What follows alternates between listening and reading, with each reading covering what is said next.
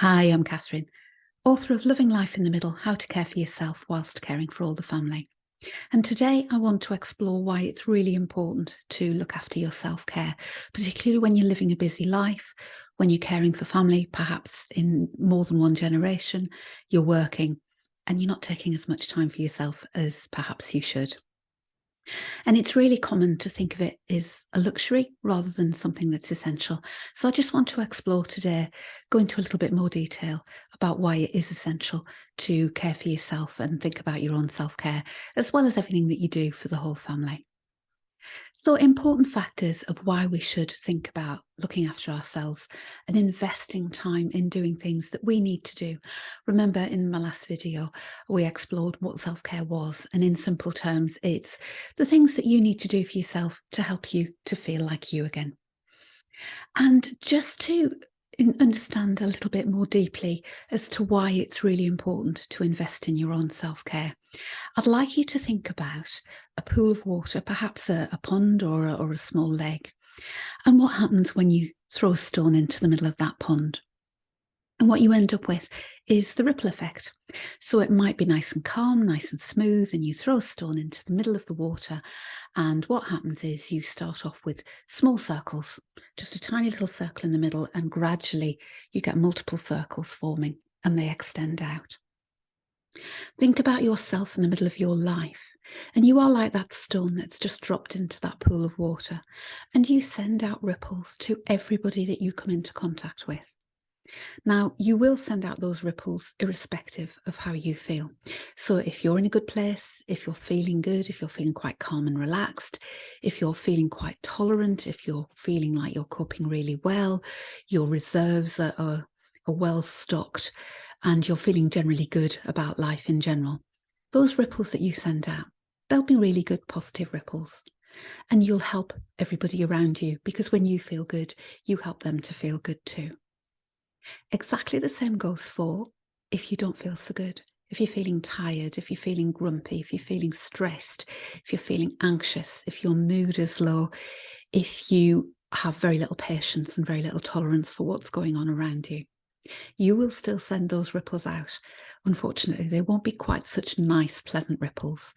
So it's really important to think about the fact that when you're doing things for yourself, you're actually helping everybody else around you. You're setting a good example. You're helping yourself to have more energy and patience to help other people. And in general, you'll have a far more positive effect to everybody that you're around, everybody you're in touch with, everybody you meet. So that's why it's really good to be feeling good about yourself, to invest time in yourself, because you're not the only one that will benefit. Everybody else around you will benefit too. So when we think about what self-care is and why it is important, I'd like you to think about your bank, what I call the bank of feeling well. It's an emotional, it's a physical bank account, and it's very similar to your financial bank account. So if you constantly make withdrawals from your financial bank account and you never put anything in, you will come to a point where there's nothing left, and then you're having to start borrowing. And then when things get really tough and you can't borrow anymore, you hit rock bottom. And certainly in the present times, it's quite a challenge for an awful lot of people. A lot of people are very familiar with how that feels at the moment. When it comes to your bank of feeling well, it's exactly the same. If you only ever make withdrawals from yourself, constantly giving to other people, and you never make any deposits, you're never stocking up on whatever it is that you need, then there will come a point where there is nothing left to give. So I want you to think about your physical and emotional and spiritual well-being as your bank of feeling well. And it's really important that you stay in credit. So whenever you do something for yourself, you're topping up your bank of feeling well. So when you need to make withdrawals, when you need to help other people, when you need to give to others in whatever way that is, whether it's from work, whether it's from helping people, whether it's just going about your daily life, there's always something in your bank of feeling well. So think about where you are, whether you're in debt, whether you're in credit. And if you are in debt, what is it you need to do to get back into credit again? Because this bank account is just as important, if not more important sometimes, depending on what's going on in your life, is your financial bank account. So don't ignore it. The consequences of not practicing self-care. This is really why it is so important. As I've just mentioned about your bank of feeling well, if you're constantly making withdrawals, if you're constantly giving, you will start to suffer. And that can be emotionally, it can be physically, it can be a combination of everything in your life.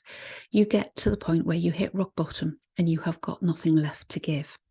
And these are the consequences that often get written off as other things, particularly if you're a lady who is perhaps approaching midlife, and everything can be explained as I've been busy, I'm tired, it's my hormones. There's an awful lot going on. And actually, if you dig a little deeper, you realise that it's because you haven't been investing time in yourself. And it's not to say that all those other things that I've just mentioned don't play a part. They aren't factors, because they probably are.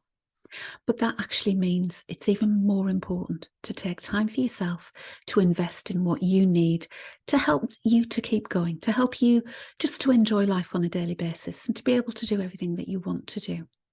So think about the consequences, which leads very smoothly into my next point, which is your mind-body connection. Our minds and bodies are so closely connected. And just to prove the point, you may have heard or seen this example before, but I'll just mention it again.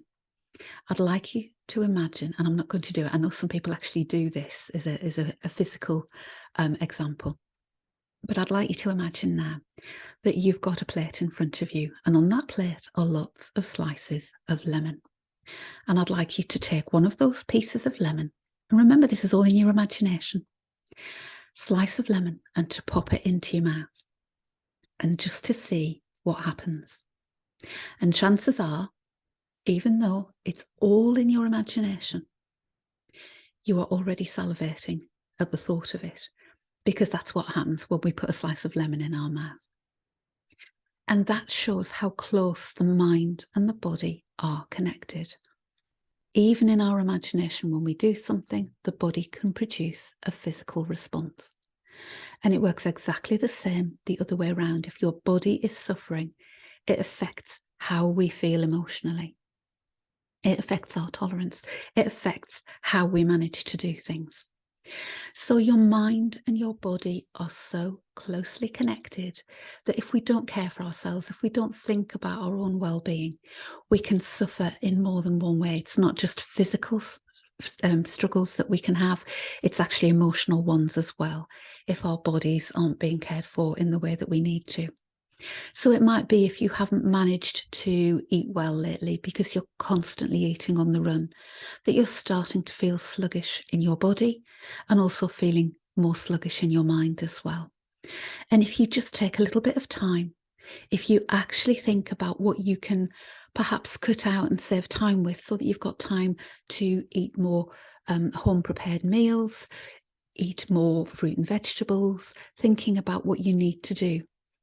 When we recognise, because this is all part of self-care, when we recognise that what we're doing is not serving us and we make a few little tweaks, a few little changes, they don't have to be expensive, they don't have to be incredibly time consuming. But those few little tweaks and changes, when you start to feel better in your health, your physical health, it will also help you in your emotional well-being as well. So these are just some examples of why self-care is so important. We've looked at what it is. Now we're looking at why it is essential. And very soon we'll be starting our self-care advent calendar, where I'll be giving you lots of good ideas. You'll have a daily video giving you another suggestion for self-care, a mixture of physical, spiritual and emotional well-being suggestions. So I do hope you'll enjoy me. I do hope you'll join me and enjoy it. And I look forward to starting those videos on the 1st of December.